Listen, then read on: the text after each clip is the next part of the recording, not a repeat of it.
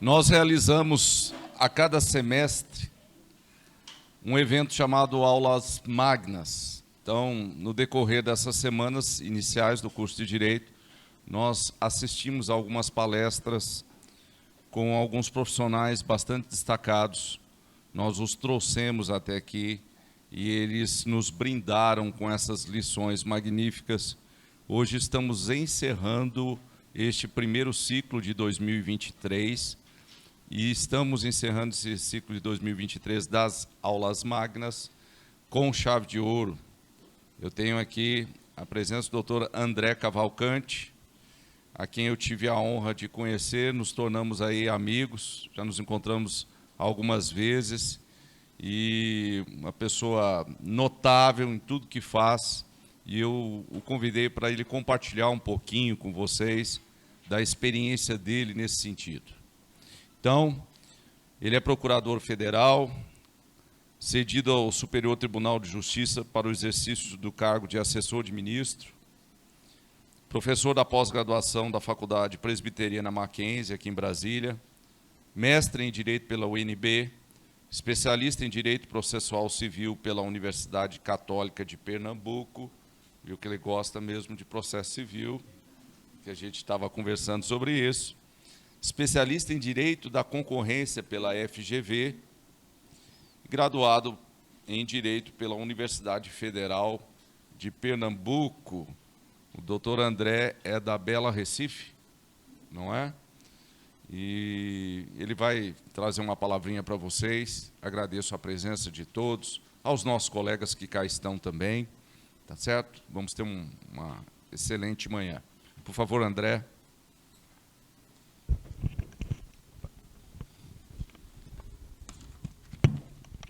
Primeiramente, queria agradecer aqui ao professor Rodrigo, dizer que a amizade faz com que os elogios eles sobressaiam. Falar de aula magna é uma coisa que realmente eu não tenho condições de proferir uma aula magna, mas um bate-papo, uma conversa. O professor Rodrigo ele falou que, olha, André, temos alunos já mais avançados, mas temos calouros também. E quando fomos escolher o tema para abordar aqui, eu pensei, poxa, o que é que eu posso falar para que acrescentar alguma coisa àquela pessoa que está iniciando a carreira jurídica, aquela pessoa que está buscando se firmar no meio jurídico. E aí eu pensei, poxa, vamos tentar aqui falar um pouco do profissional do direito no futuro, de como será a carreira jurídica daqui a um tempo, ou como já está sendo exercida a carreira jurídica. Ou seja, nós estamos numa era da revolução tecnológica, a revolução da informação. E é uma carreira tão antiga, tão tradicional, a carreira de advogado. A gente sabe, quem é que tem ideia de quando surgiu a profissão de advogado? Vocês sabem? Alguém pode imaginar quando é que foi que começou? Como surgiu? Realmente, assim, desde as civilizações mais antigas, já há registros da atuação do advogado. O advogado como um líder de determinado grupo, aquela pessoa com maior experiência para solucionar litígios, para dar aconselhamentos, assessoramentos. Em Roma, Grécia, já tinha até uma certa regulamentação da atividade da advocacia. Então, nós temos aí a atividade do advogado já remontando às civilizações mais antigas. No Brasil, a atividade do advogado ela foi regulamentada inicialmente pelas ordenações filipinas. Importamos de Portugal e tinha a regulamentação da profissão do advogado. Os cursos de direito, quem sabe quando é que surgiu os cursos de direito aqui no Brasil? Decreto Imperial de 11 de agosto de 1827. Foi quando foram criados 2 cursos de direito. Um na cidade de São Paulo, e até a Faculdade Largo São Francisco, e a outra em Olinda, que é a Faculdade de Direito do Recife, de onde eu vim. Então, é por isso que 11 de agosto se comemora o Dia do Advogado. Por quê? Foi a data em que houve a criação dos cursos jurídicos. Então, a gente vê que há muito tempo é uma atividade aí que já é exercida e marcada. Quais são os elementos? Quando a gente fala em advogado, você fala alguém da família, que, nossa, eu vou ser advogado, eu estudo direito. As pessoas comumente associam, nossa, é uma atividade tradicional, marcada por formalismo, né? Eu estou aqui falando para vocês de terno, gravata, né? Então, justamente porque é uma atividade que tem essas raízes, né, mais antigas, que é também forjada no tradicionalismo, né, no formalismo. No Brasil, na década, por exemplo, de 70 e 80, o advogado ele era tido como aquele advogado da família. Era o generalista, né? Nós tínhamos o advogado, ele seria aquela pessoa que resolvia todos os problemas da família ou de uma determinada empresa. Geralmente o Brasil foi marcado pelas empresas familiares, né? Sociedades familiares. E aí tinha aquela pessoa de confiança, né, da família e que resolvia qualquer problema.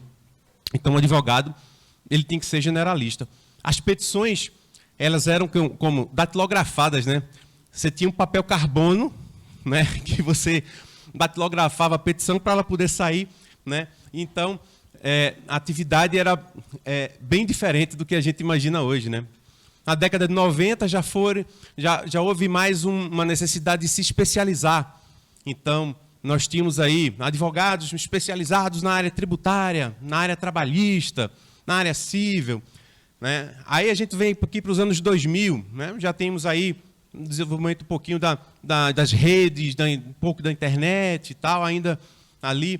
E nós temos as sociedades de advogados, né? Nós temos aí a necessidade de que o advogado se junta com outros sócios, com outros associados, para fornecer o serviço nas mais diversas áreas. Nós temos aquelas sociedades de advogados full service, né, que tratam de todas as matérias, e nós temos aí um determinado advogado numa área, outro em outra área, e você vai passando ali. Aquela sociedade consegue atender a demanda que lhe é apresentada. Mas essas sociedades de advogados full service, né, marcadas como aquela advocacia de massa, deixou de ter aquele relacionamento pessoal com o cliente, né? Aquele acompanhamento mais pessoal. Você tinha um cliente mais afastado, né, mas sendo tratado como ali um número, né? E isso surgiu um mercado também de jovens advogados, né, que tinham o interesse aí de fornecer um serviço mais personalizado para o cliente, né? Advogados que tinham mais tempo para gastar com o cliente, né? E abriu margem para esse tipo de atuação nos anos 2000. Mas e aí? E é hoje? O que é que nós vivenciamos hoje? Hoje a gente tem, pessoal, porque quando a gente pensa em projetar a advocacia no futuro, a profissão jurídica no futuro, a gente tem que imaginar quais são as necessidades atuais, né? Nós vivemos hoje na era da tecnologia, na era digital, na era da informação. Nós estamos aqui com um paradigma de uma sociedade de redes, na conceituação do professor Manuel Castells, né? É uma sociedade de redes. Nós vivemos em redes digitais, né? Tudo que a gente faz aqui repercute numa escala global, né? Nós vemos aí os problemas sendo compartilhados de modo global. E isso certamente transformou e irá transformar a atuação do profissional da área jurídica. O profissional da área jurídica, ele está ali para resolver os problemas que surgem, os conflitos sociais. Ele tem um papel importante na pacificação social. E com essa era da tecnologia, essa era da informação, o papel do profissional da área jurídica se transformou bastante, não apenas daquele profissional, como também das instituições de justiça, do próprio poder judiciário. Nós passamos por um período aqui recente da pandemia, né? E na pandemia se exigia o quê? O isolamento social. Todo mundo tinha que ficar resguardado em casa, não podia, né, se encontrar, né, as aulas, tudo. né? E o Poder Judiciário continuou com essa demanda, continuou tendo a obrigação de responder às demandas que lhe chegavam. E o que é que aconteceu? Aquelas pessoas que resistiam ao funcionamento remoto das cortes, né, tiveram que ceder a essa nova realidade, a realidade pandêmica, a realidade dos julgamentos virtuais, dos julgamentos por videoconferência. Então, nós tivemos aí uma evolução imensa nessa área, né? Por exemplo, o Supremo Tribunal Federal, ele tinha o plenário virtual, já era adotado há um certo tempo atrás. Mas o plenário virtual, ele servia basicamente para a repercussão geral, né?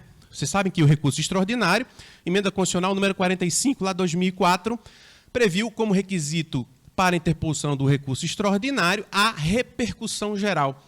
Ou seja, cabe ao recorrente demonstrar que o seu recurso ele não se limita àquela situação ali particular, individual, mas ele projeta-se, tem efeitos que são importantes para a sociedade, ou seja, ele tem repercussão jurídica, econômica, social. A matéria debatida no recurso extraordinário tem uma repercussão geral. Então, não é qualquer matéria que você pode levar para a Suprema Corte julgar no âmbito do recurso extraordinário.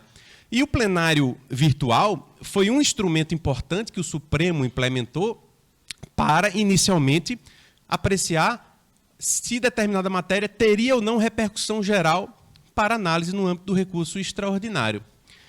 Mas, com a pandemia, se sentiu a necessidade de ampliar o funcionamento do plenário virtual, não apenas para examinar se determinada matéria teria repercussão geral ou não, mas para julgar qualquer matéria que era levada à Suprema Corte. Tivemos julgamentos. Você sabe como funciona o plenário virtual?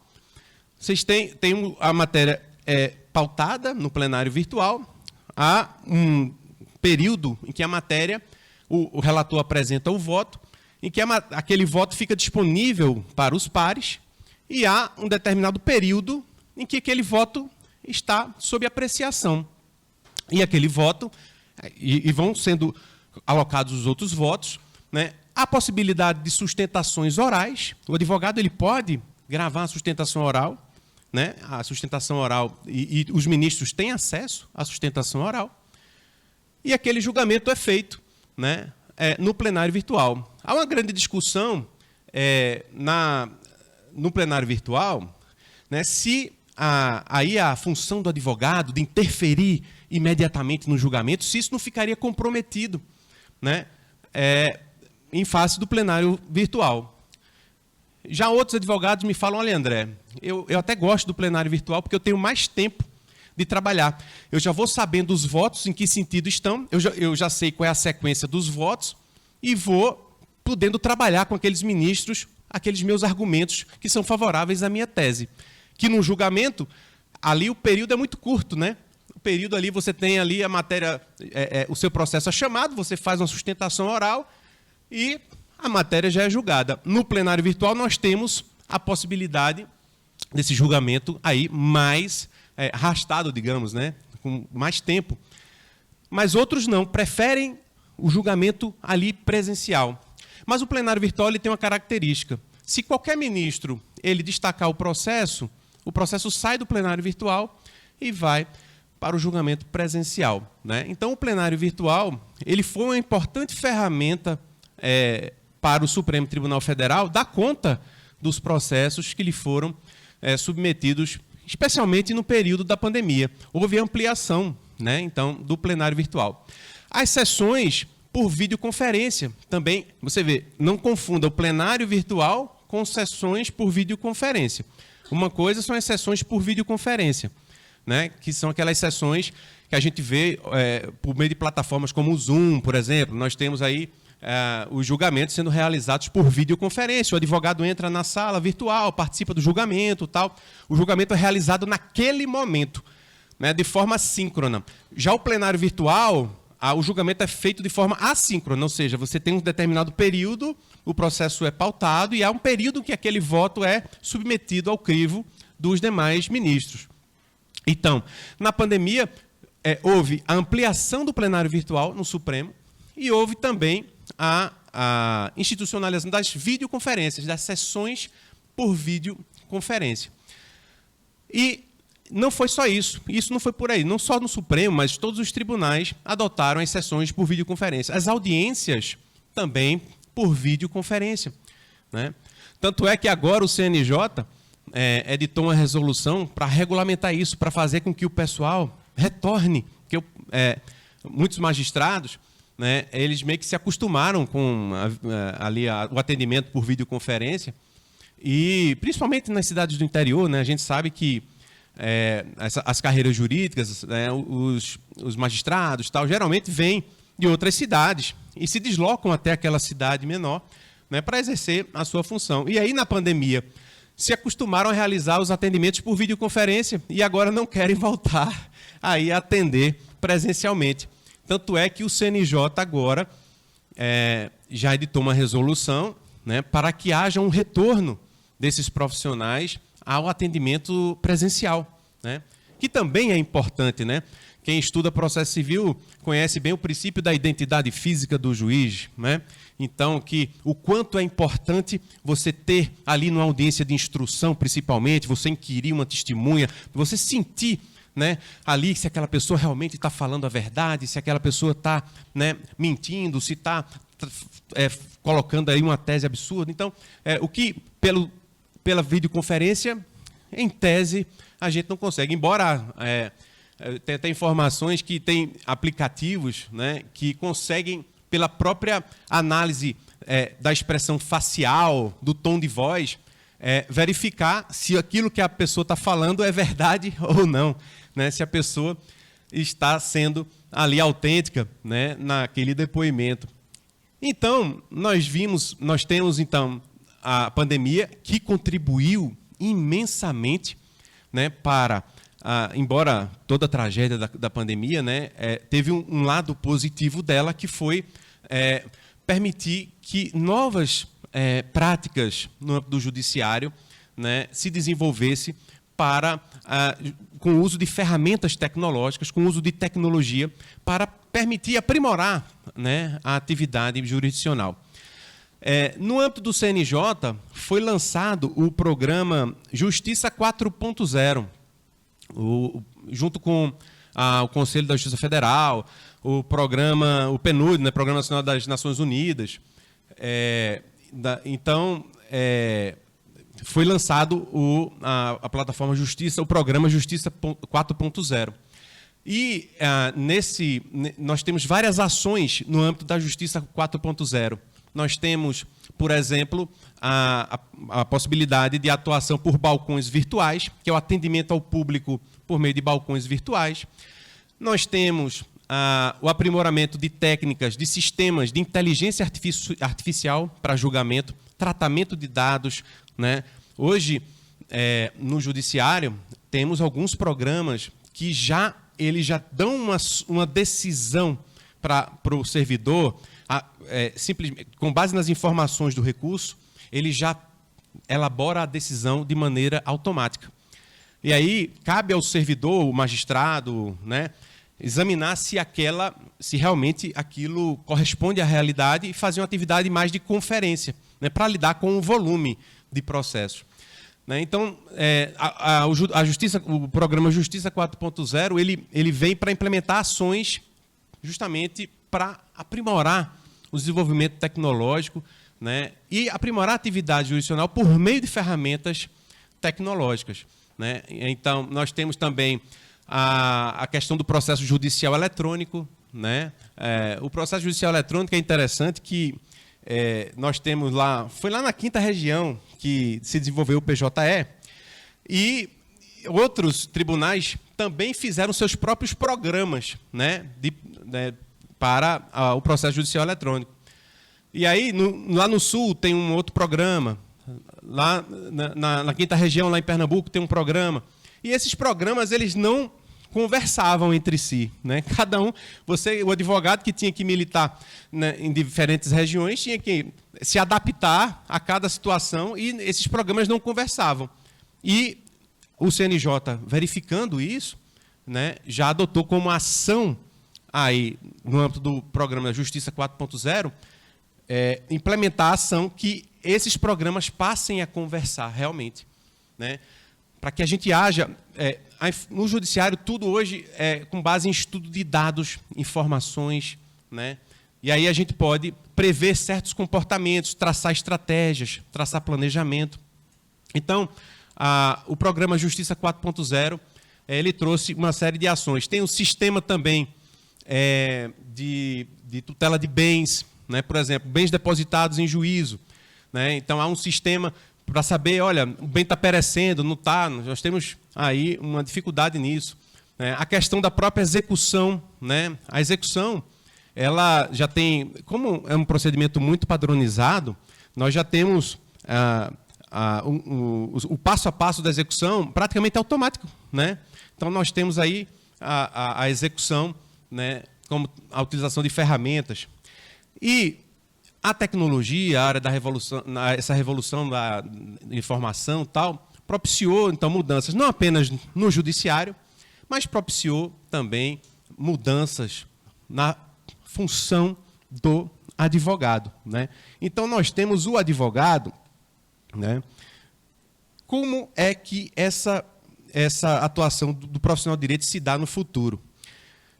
Eu, quando entrei na faculdade, né, foi no ano de 99, a gente tinha uma ideia, olha,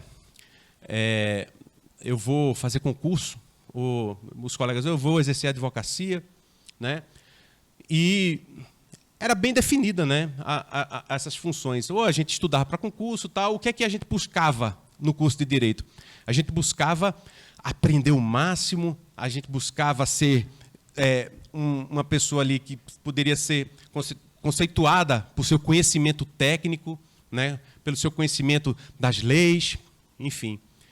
Eu pergunto a vocês, nessa nova era da informação, nessa nova era da tecnologia, basta ao advogado ter conhecimento técnico? É suficiente quando eu vou procurar alguém para resolver o meu problema numa situação específica? Eu vou buscar um profissional, lógico, o conhecimento técnico é importante, mas o que é que se tem valorizado nos dias de hoje? As denominadas soft skills, né? As habilidades que o profissional do direito tem, de quê? Né? De conhecer o problema, a empatia, de resolver o problema, ter criatividade na solução daquele problema, né? Então, não basta eu buscar aqui, deixa eu ver, qual é a lei que aplica aqui nessa situação específica. Até porque o desenvolvimento das relações sociais é tão rápido que, às vezes, você não vai ter uma norma para regulamentar aquela situação ali. Não dá para fazer esse mero silogismo na aplicação da norma àquela situação concreta. Você precisa de um profissional que compreenda, por exemplo, entenda de programas de computação, né, para saber como é que funciona aquilo ali, né? Por exemplo, você tem hoje, você vai fazer um seguro, né? Então, hoje em dia, por essas ferramentas de inteligência artificial, você coloca seu nome, seu CPF, tal, o sistema já diz se a seguradora vai lhe aceitar ou não, automaticamente, né? É uma análise feita com base na inteligência artificial. Você está navegando na internet, você curte determinados assuntos, tal, você já é levado a matérias que você curtiu, que você acessou, né? É engraçado que eu vejo até o telefone celular, né? Às vezes você está comentando sobre determinado assunto, e aí quando você entra numa rede social, aparece a propaganda daquele produto, daquela coisa. Tem até um colega meu que falou, André, eu quando navego na internet, por exemplo, eu estava procurando para comprar um carro novo. E aí, pesquisando o carro, determinados modelos, ele percebeu que quando ele foi comprar passagens aéreas, os preços da passagem eram mais caros do que outra pessoa buscando aquela mesma passagem para o mesmo destino, para a mesma data. Quer dizer, hoje a tecnologia da informação, ela faz com que cada cliente seja tratado de uma maneira bem personalizada, né? Você chega baixa o aplicativo do Uber, né? E você de repente você tem uma certa rotina, por exemplo, você vem todos os dias aqui para a faculdade de Uber. Quando você vai buscar, ele já sabe que naquele horário você vai chamar o Uber, ele já vai estar ali perto e você já vai conseguir ter atendimento mais rápido. Eu, por esses dias, estava usando mais o Uber e saindo do STJ, eu não decoro as pessoas que estão lá, enfim, eu fico mais calado ali no carro. E aí o motorista chegou, o doutor, já é a terceira vez que eu transporto o senhor já comprou o carro?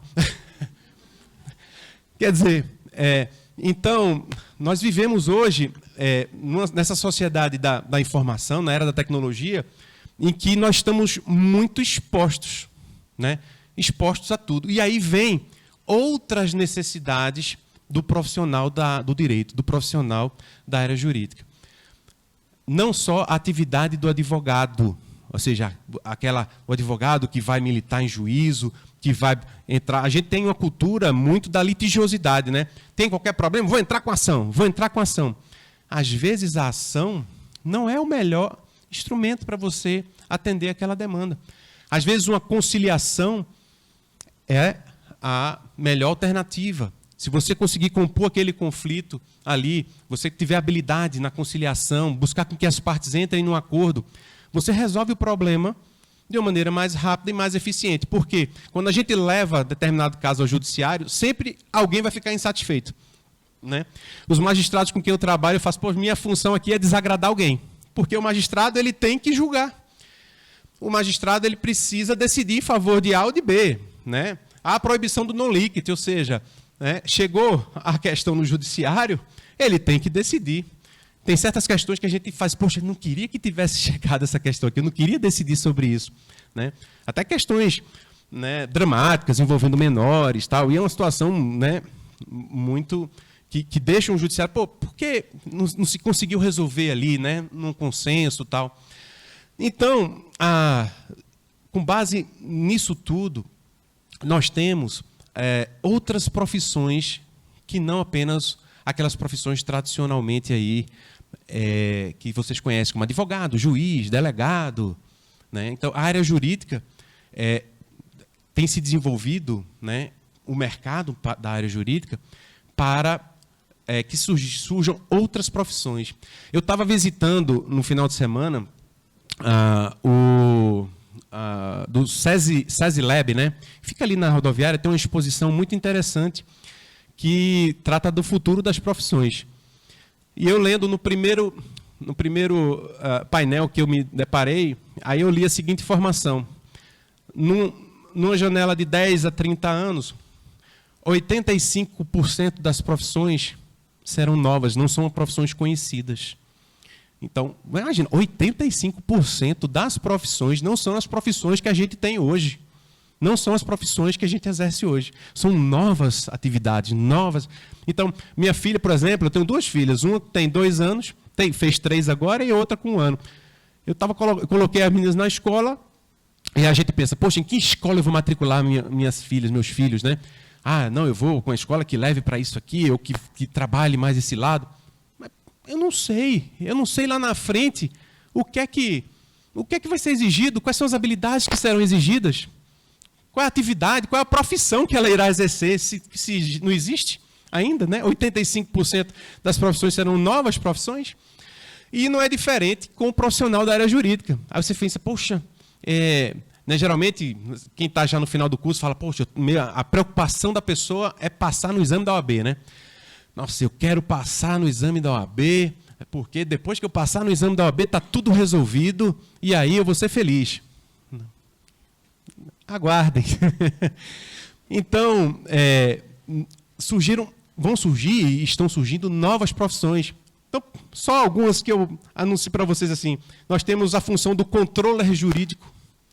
O que é o controller jurídico? O controller jurídico é o profissional responsável por absorver as atividades de suporte técnico e administrativo do escritório de advocacia.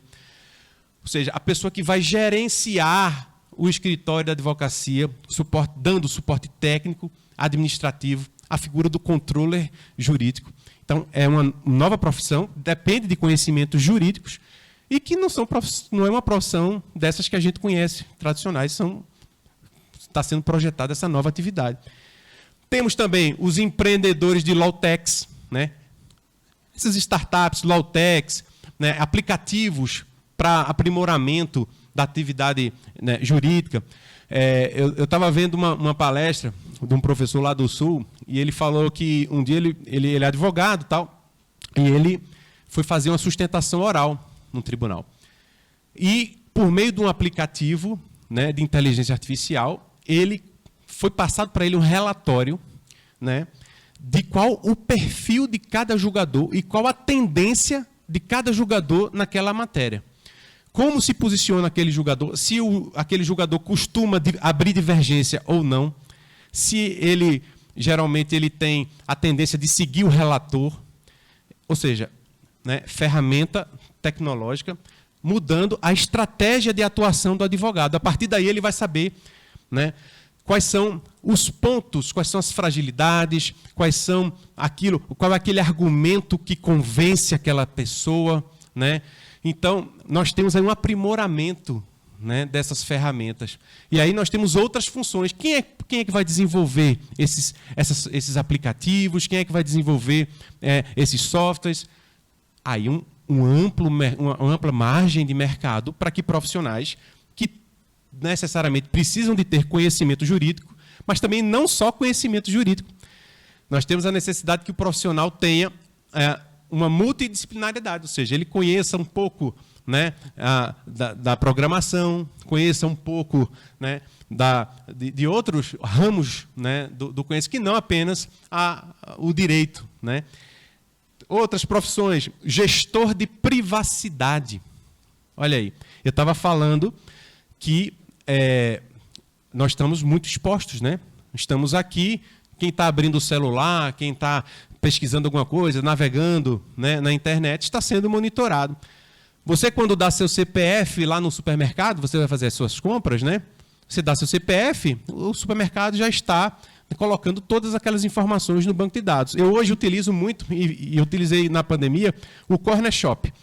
Não sei quem conhece o Corner Shop, é um serviço que você faz compras e uma pessoa vai lá no supermercado, compra tudo para você e entrega na sua casa, né? Quando eu abro o aplicativo hoje, o Corner Shop já vai colocando os produtos que eu geralmente compro ali na frente, ó. Eu faço rapidão, assim, às vezes eu estou me deslocando para determinado lugar e já estou fazendo as compras da semana ali, e ele já vai me apresentando tudo que eu geralmente compro. Então, nós estamos expostos, né? Ele sabe o perfil de consumo, tudo, e aí tem a necessidade do quê? Do gestor de privacidade. Nós temos hoje a Lei Geral de Proteção de Dados, né? Nós temos uma legislação no Brasil que regulamenta, né, como é que os dados, né, podem ser divulgados, né? Então, nós temos essa outra função, o gestor de privacidade. Você tem um cliente, né, que nós temos, por exemplo, foi vítima de um cyberataque, né? A lei Carolina Dickmann, né, também foi criada, né, que vazaram fotos íntimas, né, da atriz, né, e, né, nós não tínhamos uma regulamentação para aquela situação específica, né? E aí foi que, né, a legislação se desenvolveu e aí foi editada uma lei. Mas o que eu quero dizer para vocês é que o problema geralmente surge antes da própria regulamentação. E você, como profissional, precisa encontrar meios para resolver esse problema. Então, nós temos o gestor de privacidade, nós temos o arquiteto jurídico, né? O arquiteto jurídico. A função de arquiteto jurídico, o legal design, né? Certos produtos, como é que você vai apresentar um produto para o seu cliente, né? Se você falar o juridiquês com ele não vai entender nada, né? O arquiteto jurídico, ele é o profissional que tem capacidade de estruturar o conhecimento jurídico de forma lógica, utilizando ferramentas como fluxogramas, árvores de decisões, para mapear, né, o desdobramento de cenários jurídicos, processos, operações, a fim de oferecer soluções, né, que sejam mais objetivas, né, e completas para determinados problemas. Então, nós temos a função do arquiteto jurídico. Ele vai trazer ali de uma maneira mais gráfica, simplificar aquele problema e trazer, ou seja, para a apresentação de um produto, seja para você fornecer o seu serviço de advocacia, né, seja mesmo no âmbito do próprio Poder Judiciário, para o magistrado verificar ali, ó, poxa, onde é que está aqui, né, onde é que estão os gargalos aqui, por que os processos não estão andando, onde é que está o problema. Então, tem a função do arquiteto jurídico, tem a função do engenheiro jurídico, né, engenheiro jurídico, a engenharia jurídica, o que é que o engenheiro jurídico faz? Ele vai, né, passar em linguagem, aí é bem mais próximo né, do próprio programador. Ele vai passar a linguagem para que o computador aprenda e dê determinadas soluções, em certos casos. Então, é o profissional que ensina o computador quais são as regras, princípios, soluções lógicas. Então, é uma mistura de advogado com o programador, né, de computador. Então, o engenheiro jurídico. Além disso, nós temos uma área também muito promissora, que é a área do compliance, né? A área do compliance é uma área bastante promissora. Vocês podem vai demandar profissional que entenda o funcionamento do negócio. Não basta você entender de lei, você tem que entender como funciona aquele negócio para estabelecer as regras de funcionamento daquele negócio, né? Então, são novas profissões. A função do marketing jurídico, né? A gente vê que nas redes sociais aí tem muita gente, né, oferecendo serviços, tal, e aí tem aquele confronto, poxa, até onde vai a ética do advogado em fornecer um serviço, tal, né? Mas assim, hoje é uma questão que é inadiável. O profissional, não só do direito, viu? Tem um profissional da área médica, tal, ele precisa estar nas redes sociais também, e ele precisa ter uma orientação de como ele vai fazer aquele marketing, lógico, dentro das normas éticas daquela profissão, é necessário. Então, assim, isso tudo gera uma infinidade, né, de oportunidades para que vocês saiam um pouco da caixinha, né? Quando você entra, como eu entrei na faculdade, eu pensei, poxa, eu vou estudar para fazer concurso. Sempre pensei em estudar para fazer concurso e essa foi minha vida, e estudei, passei e tal. Mas, às vezes, né, você olha assim e faz, pô, mas meu potencial não é para essa área. Eu acho que eu tenho mais potencial para atuar nessa outra área aqui. Então, é uma questão que vocês precisam refletir. Nós estamos diante de uma nova realidade. O mundo está se transformando rapidamente. Nós não temos mais aquela transição lenta de uma coisa para outra. Nós temos hoje saltos tecnológicos, né? Hoje tem carros que andam sozinhos, assim. Você chega lá, entra, né? O carro já lhe leva, motorista. Né? Então, é uma situação, né? E temos também a necessidade do profissional para corrigir e para atuar, solucionar os conflitos que decorrem dessas próprias ferramentas digitais, né? Por exemplo, hoje no WhatsApp, né? Todo mundo se conversa pelo WhatsApp. Você, com seu chefe, você não tem sossego, né? Você está em casa, aí está lá o cara manda uma mensagem lhe cobrando determinadas coisas, né? E a descompressão, como é que fica? Como é que fica a saúde do trabalhador, né? Então, se ele te demanda, ainda que ele não exija que você preste aquela informação ali imediata, mas imagina, você está no fim de semana passeando com sua família e chega aquela mensagem no WhatsApp, olha, fulano, eu preciso disso aqui, tal.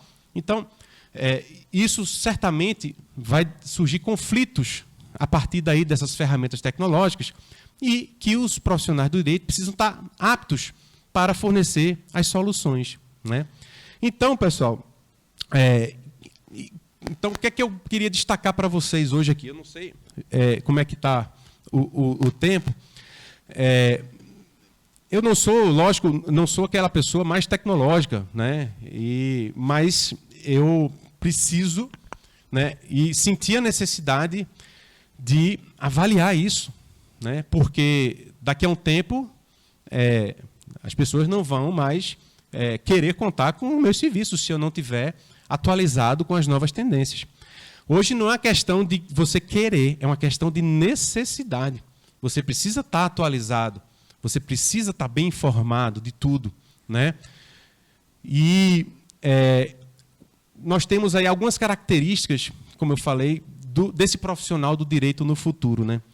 Por exemplo, o profissional que se destacar na atuação preventiva do litígio. O judiciário hoje está, né, assoberbado de causas, de demandas. Né? Você entra com a ação, não sabe quando aquela ação vai transitar em julgado, vai demorar. Né? Ainda que sejam adotadas muitas técnicas de julgamento, nós temos aí a teoria dos precedentes, que vem justamente para trazer mais segurança jurídica. Né? O CPC de 2015 vem, né, para fortalecer a teoria dos precedentes, né? Os precedentes judiciais, precedentes vinculantes. Mas a gente sabe que a atividade preventiva do litígio será bem mais valorizada. Né? Você evitar aquele litígio. Né? A capacidade de interpretar não apenas ali a norma literalmente, mas você fazer uma interpretação lógica, né, de todo o ordenamento, né, agregar conhecimentos técnicos para poder chegar a determinada interpretação. Né? É uma atividade muito dinâmica, né? Então, o que eu tenho para vocês é que, lógico, a gente não falar aqui como vai ser no futuro é muita pretensão minha, mas o que a gente pode já traçar é o que está acontecendo hoje, porque o que está acontecendo hoje vai influenciar imensamente lá na frente para vocês, né? Então, em linhas gerais, eu acho que seriam essas as palavras que eu teria, né, para falar com vocês hoje aqui, né, falar da importância, né, de se dar valor não apenas à hard skill, né, ao conhecimento técnico, mas às soft skills, ou seja, a pessoa que tem capacidade, liderança, capacidade de negociação, isso vai ser muito valorizado no futuro, tá? E muito valorizado mesmo. Aquele profissional que tem capacidade de compor litígios de uma maneira, né, não levar para o judiciário, prevenir litígios. Então, isso é bem importante. Então, professor, em linhas gerais, eu vou me colocar à disposição aqui para eventuais perguntas que vocês tenham para comentar, mas, em linhas gerais, seriam essas as palavras que eu queria falar para vocês aqui no dia de hoje, e agradeço mais uma vez o convite, né, do professor, né, para falar aqui um pouquinho com vocês.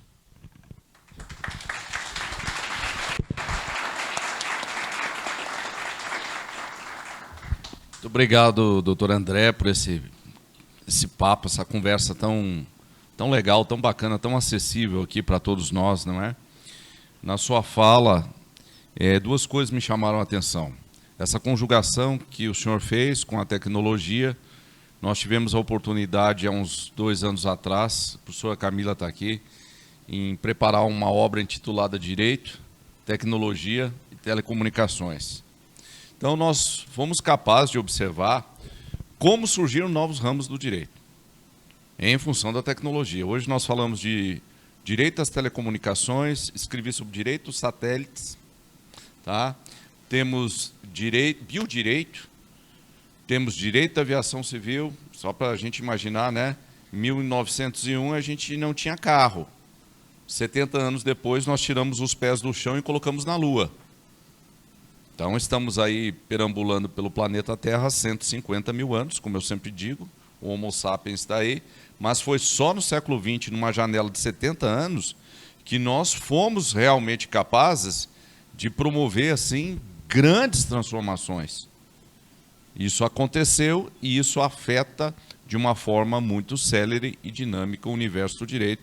Então, às vezes a gente fica pensando assim, que é uma pergunta recorrente que os alunos fazem, né?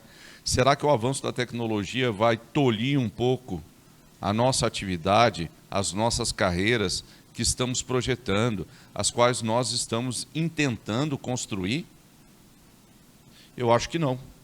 E o senhor respondeu muito bem essa questão, nos mostrando que, pelo contrário, ela abre outras possibilidades. E essa discussão ela não é nova.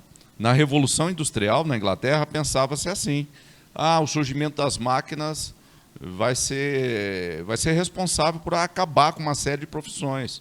Sim, umas terminam, mas aparecem outras. Ou seja, nós sempre nos reinventamos. E também temos as nossas necessidades, né? E elas são conjugadas aqui com a tecnologia também. Pergunta, eu tenho várias perguntas aqui, o pessoal está fazendo sinal. Mas uma pergunta que eu faço para o senhor, aproveitando o gancho aí, né, o senhor começou falando lá sobre a história dos cursos de Direito no Brasil, que até é muito próximo da sua cidade ali, Olinda, são juntinhas, né? Eu estive lá na primeira escolinha lá de Direito, depois foi transferido para o Recife, em 1854, né? Ela funcionou no Mosteiro de São Bento, primeira aula no Mosteiro de São Bento, depois passou para o centro da cidade do Recife. Exato, alguns anos depois, tá? Por que eu fui lá atrás?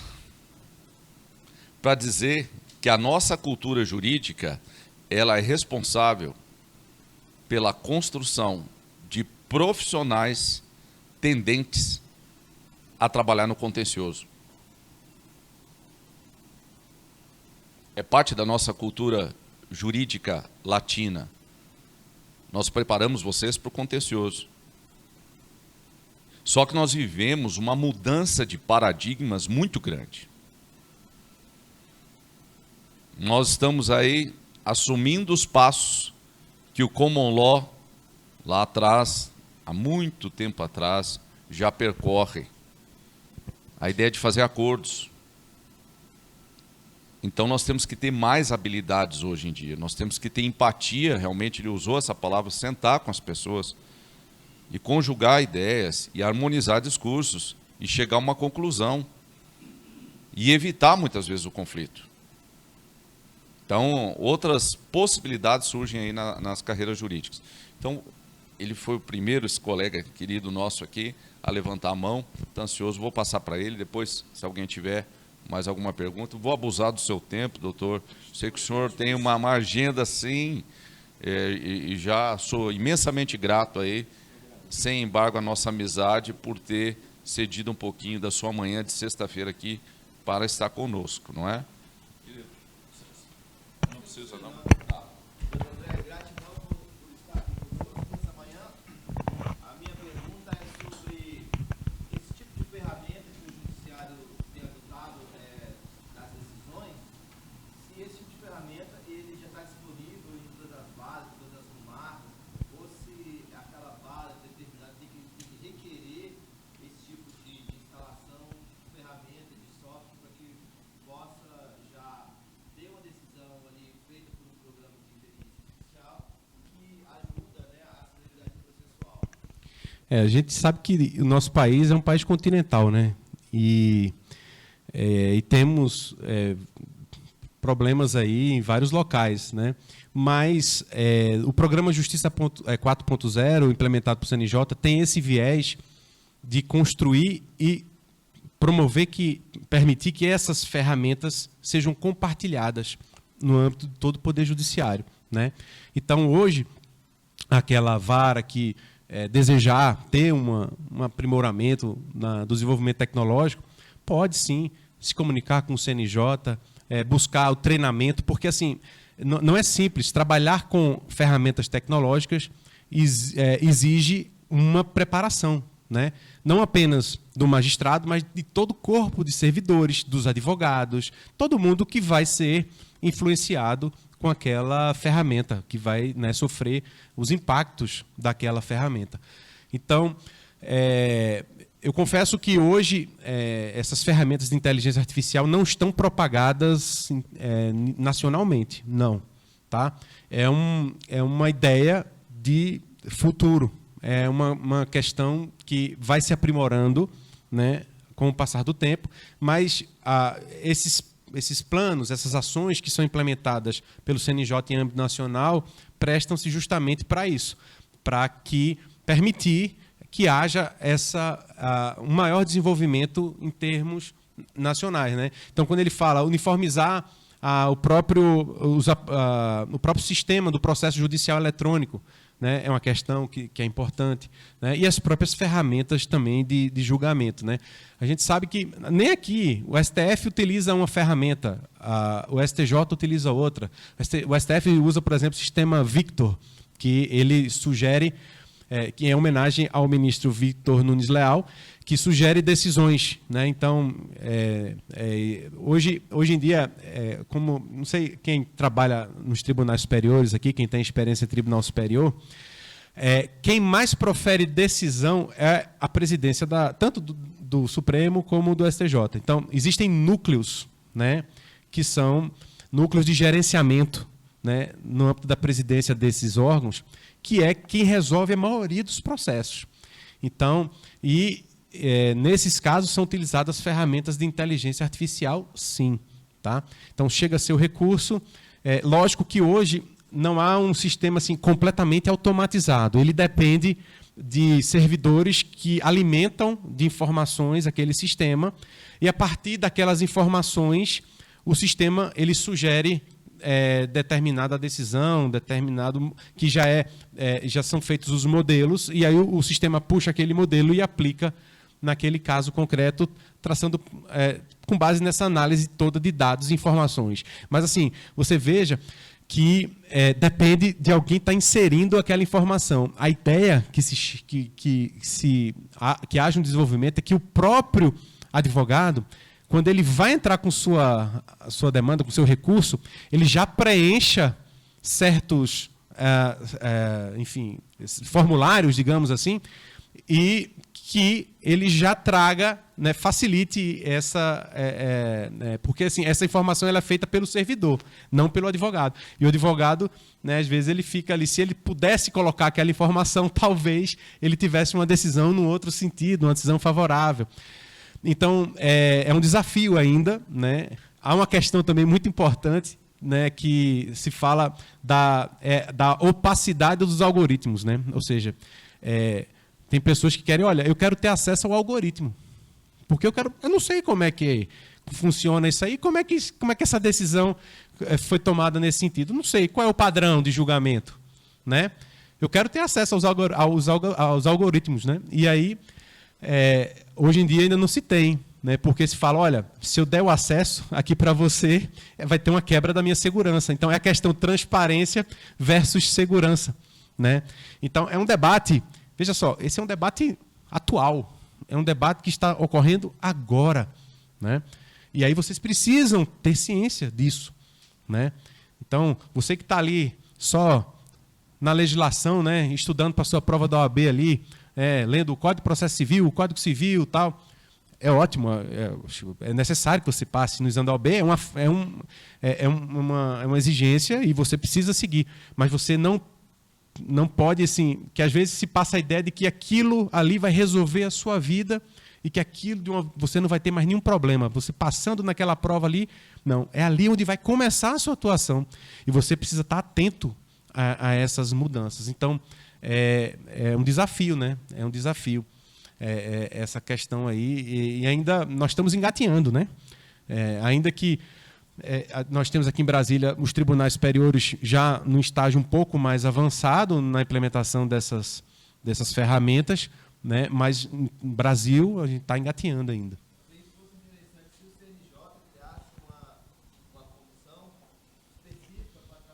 Existe. Pois existe. No Justiça 4.0 existe a comissão, né? E aí há essa interlocução, mas assim, é uma cultura que demanda tempo, né, para que ela seja implementada num país tão grande como o Brasil, né, de tão diferentes realidades como o Brasil, né? Exatamente. Sim, exato. Alguém? Mais alguma? Opa, pois não. Bom dia.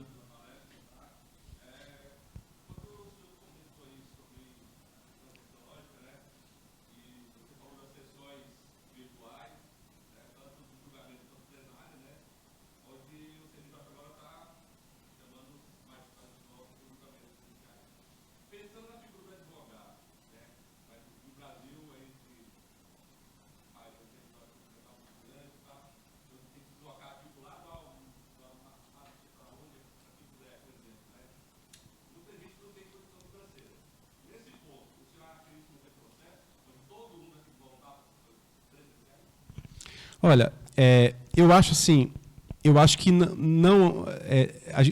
exigir que os magistrados voltem à atuação presencial não significa que a gente vai deixar de utilizar as ferramentas das videoconferências, das audiências virtuais, não. Né? O que eu acho é que tem que se ampliar. Né? Nós temos que ampliar as portas, né? Nós temos que... a possibilidade do advogado, por exemplo, eu vejo muito aqui no STJ, né? O advogado fazendo sustentação oral, ele está lá na cidade dele e ele faz a sustentação oral. Antigamente, às vezes, se ele não tivesse condições de se deslocar, ele tinha que contactar algum escritório de advocacia aqui em Brasília para fazer uma representação e atuar na causa aqui, né, e fazer a sustentação oral em loco, né? Então, eu acho assim que você tem que ampliar o acesso. O judiciário ele precisa abrir as portas. Então, quem quiser ter atendimento presencial, pode ter o atendimento presencial. Quem quiser ter um atendimento por videoconferência, também está ali a oportunidade de ser atendido por videoconferência. Então, eu penso mais nesse lado, né? Até porque tem um professor escocês, Richard Susskind, né? Ele é um dos caras que primeiro trabalhou com essa parte da tecnologia na área jurídica e tal. E aí, quando ele trata qual é o conceito da Corte de Justiça, né? A gente sempre imagina quando vê uma sede de um órgão judicial, né? A gente imagina aquele palácio, né, da justiça, aquela coisa ali. Você vai na Suprema Corte americana, né, você vê aquelas construções ali, né? Poxa, aquela coisa imponente, né? Mas será que a Corte de Justiça é o local ou a Corte de Justiça é um serviço? É essa reflexão que eu queria colocar para vocês. E o professor escocês, ele fala que a Corte de Justiça ela é um serviço. Então, não necessariamente associamos a Corte de Justiça a um local onde são deliberadas as matérias, as questões, onde são julgadas aquelas causas. Mas sim encarar a Corte de Justiça como um serviço. E aí você amplia completamente, você dá outra função ao órgão de justiça, né? Então, não importa se o atendimento ele é presencial, se a deliberação é ali, naquele local, ou se um atendimento é um julgamento online, se é por videoconferência. Então, nós precisamos encarar as cortes de justiça como serviço e não como um local onde são julgadas as demandas. Alguém tem mais alguma? Pois não?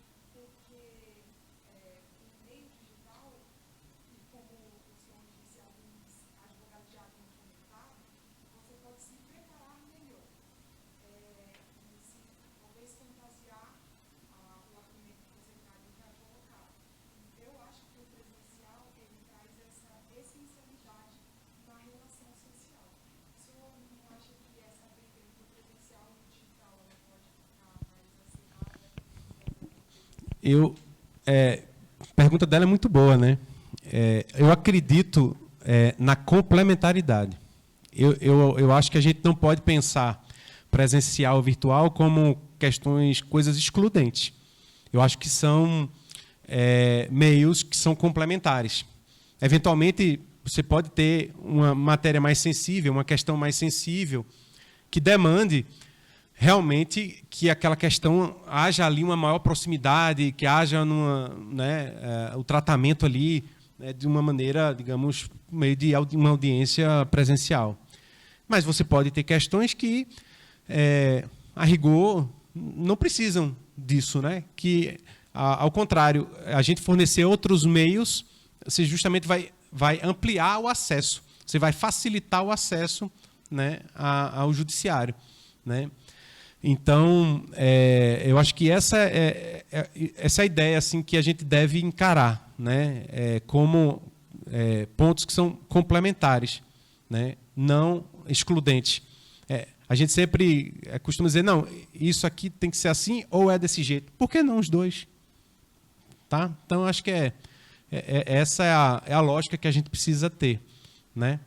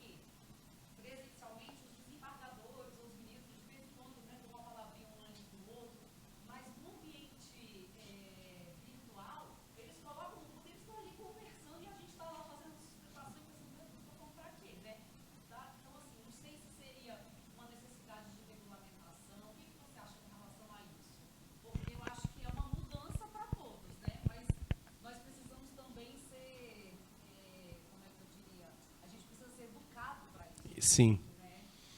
Eu acho que muito mais que uma regulamentação, a gente precisa aprender e ter padrões comportamentais, né? Então, eu acho que é bem difícil você traçar, digamos assim, como é que a gente faria uma regulamentação nesse sentido? Olha, é proibido conversar, que os magistrados troquem, não é? Então, assim, é uma questão que é muito mais de postura e ética até, né, do que de atenção, educação, né, como se falou, do que mesmo uma questão né, de regulamentação, né, eventualmente, sei lá, colocar alguma sanção ou se demonstrar que aquele argumento não foi sequer debatido. Eu acho que talvez a saída aí é a exigência que a gente tem até no próprio CPC do maior rigor da fundamentação das decisões, né? Então, a partir do momento que o advogado ele toma ciência daquela decisão, ele vê os fundamentos que foram ali abordados, ele até acha, poxa, o que pelo menos eu fui ouvido, né? Foi debatido aquele fundamento, né? Então, eu acho que a gente precisa desenvolver mais para isso aí, né? A gente tem uma exigência maior, né? Tem um rigor maior na fundamentação, na atividade de fundamentar, né, as decisões judiciais, né? E o CPC ele traz, né, aí uma regulamentação para isso, né? Que diante dessa necessidade de se formar precedentes, há um rigor maior também de se debater, né? E até de ter uma maior transparência nos próprios fundamentos. A gente sabe que as decisões judiciais, as duas colegiadas, nós temos o costume de coletar aqueles votos em série, né? Que chama per seriatim, eu acho. Cada desembargador, cada magistrado, ministro, quando ele vai julgar determinada questão, ele julga como se estivesse julgando sozinho, né? Então ele traz, ele acompanha o relator, mas por outros fundamentos. Eu acredito que... Então, ele traz uma fundamentação completamente particular e acompanha o relator, né? Mas, para formar um precedente, isso é o pior dos cenários. Por quê? O precedente judicial, ele exige, para que seja formado, que haja a explicitação dos fundamentos determinantes do julgado. Além daquela tese que a gente está acostumado a olhar, a ler a tese. Tese repetitiva, número tal, tema tal da repercussão geral. Só ler aquilo, às vezes, não é suficiente. O que é que eu preciso? eu preciso de saber quais são os fundamentos determinantes daquele julgado. Quais foram as situações que ensejaram aquelas conclusões. E daí porque eu acho que talvez exigir mais isso nos julgamentos, ou seja, que haja a explicitação dos fundamentos. Já existe até nos regimentos internos, nos precedentes vinculantes, há essa necessidade, né? Não apenas se firmar aquela tese, mas de se explicitar quais são os fundamentos determinantes, porque é a partir dali que você vai aplicar aquela mesma orientação aos casos que são análogos, né? Então, eu acho que talvez a questão seja mais por aí. Eu estou falando pensando alto, porque realmente é uma provocação de quem milita na área, né, e sente na pele realmente aquelas situações, né? Então, mas eu acredito, pensando mais na questão da eficiência, né? Se a gente traçar uma normatização, uma postura de conduta no julgamento, mas por que não vamos exigir, então, que ele realmente fundamente, que ele, quando for julgar aquela questão, ele debata aquele argumento que é importante para aquele caso. Então, talvez seja mais por aí.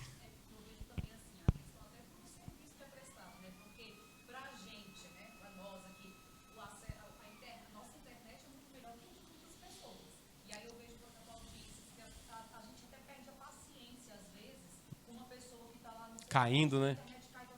E aí ele vai falar e fala. Então a gente tem que melhorar nesse sentido. Sim. Então, às vezes, a audiência aconteceu, mas de fato não aconteceu. Sim. Porque a gente não entendeu direito, a pessoa caía toda hora, né? Então tem muita coisa para melhorar ainda, mas é claro que é o futuro, né? Obrigado aí pelas observações. Alguém tem... Pois não?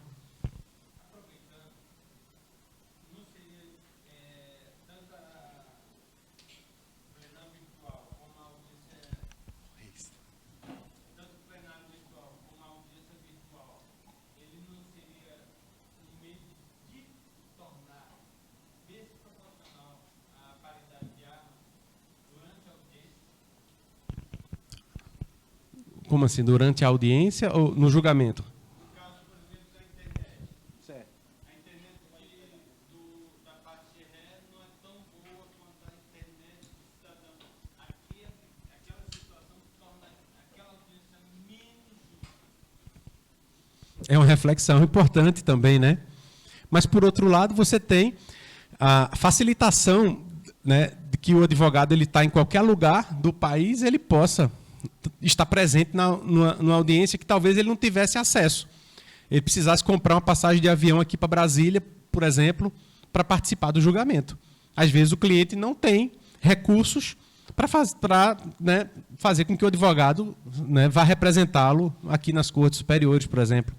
E aí, eu acho assim, toda questão tem aspectos positivos e aspectos negativos, né? O que eu acho que a gente precisa é buscar extrair o melhor de cada cenário, né? Aspectos negativos vão ter, né? Sem dúvida. Eu acho tem essa questão da dificuldade de conexão, tal. Mas eu acredito que assim é uma questão de aprimoramento mesmo. E você vê que hoje a internet hoje é muito melhor do que há, sei lá, 5 anos atrás, né? Se você imaginar hoje você consegue participar. Eu mesmo participei de muitas reuniões pelo celular, com 4G de celular, né? Então, assim, você imaginar isso há um tempo atrás é uma questão que, né, fora de cogitação, né? Mas é isso, tem esse lado também, mas vamos procurar utilizar disso para extrair alguns aspectos mais positivos e, de certa forma, ter cautelas para remediar aqueles aspectos, aquelas eventualidades que surjam, que possam comprometer essa paridade que você falou. Alguém? Mais alguma? Pois não?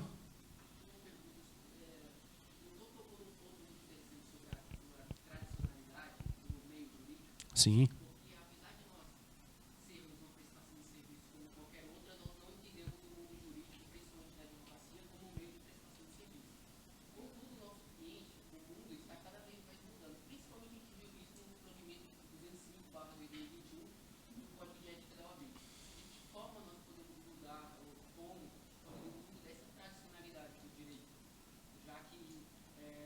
digo assim, muitas vezes até a inflexibilidade da publicidade, da internet, da rede social, que apesar de estar mudando, ainda sofre uma certa resistência. Sim, a sua observação é muito importante, né? Mas é isso, nós estamos vivendo uma quebra de paradigmas, né? Então, nós estamos caminhando para digamos, para tornar a atividade jurídica mais acessível, né? Para fazer com que o profissional do direito não é aquele profissional que vai ser, por exemplo, você vai ser perguntado sobre uma determinada situação prática e você vai falar o juridiquês que a pessoa não vai entender, né? Você tem que, no seu escritório, por exemplo, você tem que ter uma equipe multidisciplinar que possa trazer aquela questão para o seu cliente de um modo mais simplificado. Eu tenho até um colega que conversou, olha, André, eu fui advogar, chamado para advogar, acho que pelo iFood, e chegando lá, eu, né, para saber, enfim, foi uma audiência, para saber daquele caso, a recomendação era que eu não fosse nem de paletó e gravata. Quer dizer, para você ver que a quebra desse paradigma que você falou, né, do formalismo, né, daquela questão toda do advogado ali, né? Então, justamente para permitir uma conversa mais franca, né? Você chega num lugar, é engraçado, quando você vai nos lugares, você vai fazer vai numa loja e tal, quando você está de terno, paletó, gravata, o pessoal, doutor, não sei o quê, papapá, né? É um tratamento. Às vezes eu vou para um lugar de chinelo, bermuda, e como na pandemia foi assim, eu saía de casa, a melhor coisa do mundo era não colocar um sapato social, né? Era colocar o meu chinelo, minha bermuda, né? Até nas reuniões eu só colocava ali o paletó aqui por cima, mas ficava de bermuda, né? Teve até um ministro da STJ que se levantou desavisadamente, né? E aí, mas aí você vê a diferença do tratamento, as pessoas já quebra um pouco essa questão do doutor, do não sei o quê, já fica um pouco até mais próximas, né? Já tem então, eu acho que assim, a gente está caminhando, lógico que assim, os rituais, eles são necessários, o processo é necessário, né? Quem estuda processo civil, as regras processuais, enfim, mas você imagina, né? Lá nas sessões de julgamento, você tem, para fazer sustentação oral, você tem que colocar a beca, né? A cultura da beca, né? Agora na pandemia, vários casos em que advogados não estavam de paletó na videoconferência e os magistrados chamaram a atenção, olha, doutor, o senhor se componha, por favor, tal, coloque. Então, assim, realmente existe ainda, a nossa profissão, como eu falei, ela é forjada no tradicionalismo, no formalismo, mas eu acho que é um processo, sabe? É um caminho, é um caminhar, né? E as pessoas mais jovens, né, assim, não falo jovens só de idade, né, mas jovens de cabeça, né, elas podem contribuir, né, e principalmente quem está chegando agora no mercado de trabalho também pode contribuir para trazer novas ideias, né. Afinal de contas, o que a gente está falando é do futuro, a gente não sabe, né. Então, quem vai construir o futuro é a gente mesmo, né. Então, é isso.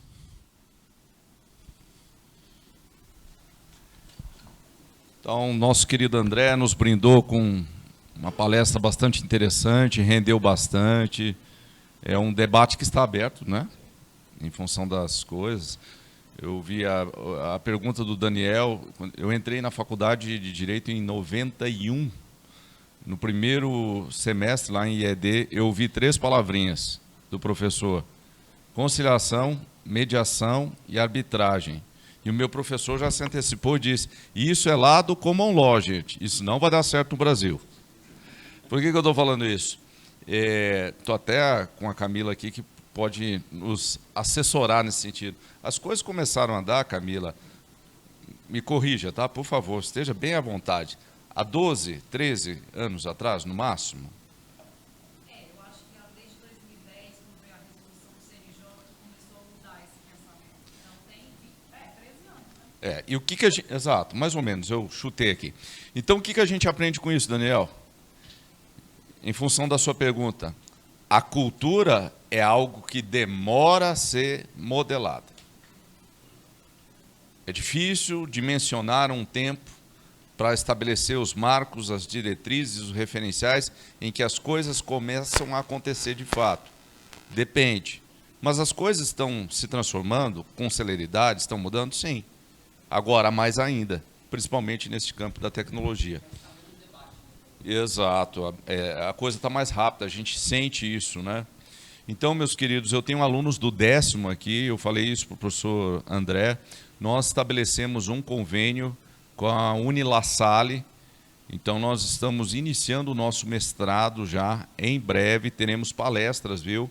Nós vamos convidar vocês do 10º, porque o nosso objetivo é encontrar alguns vocacionados no exercício da docência para, quiçá, serem incorporados um dia ao nosso grupo de professores. Então, vocês já estão previamente convidados, nós estamos aguardando a confirmação da agenda, vamos ter uma série de palestrantes aí, nos horários mais diversos, né, gente? Às vezes vocês reclamam lá, por que palestra às 2 horas? Tem uma palestra às 2 horas, né? A agenda não é nossa, a agenda é do palestrante, né? Eles que vão nos informar, mas vocês já estão previamente convidados e eu aprendi muito com as palestras que eu assisti na minha vida, elas me ajudaram pra caramba e me ajudam até hoje, tá bom? E ao professor André Cavalcante, meu amigo André, né? A maioria das pessoas chega aqui, eu falo doutor, tal, que ele continua sendo o doutor que ele é, mas é meu amigo. Eu quero dizer, em nome do Uniprocesso, que essa casa está com as portas abertas. A gente se sente muito honrado, muito grato com a sua visita, tá bom? Venha mais vezes, tá? E muito obrigado, tá, por essa manhã, por seu tempinho, por dispor disso para nós, tá? Muito bem.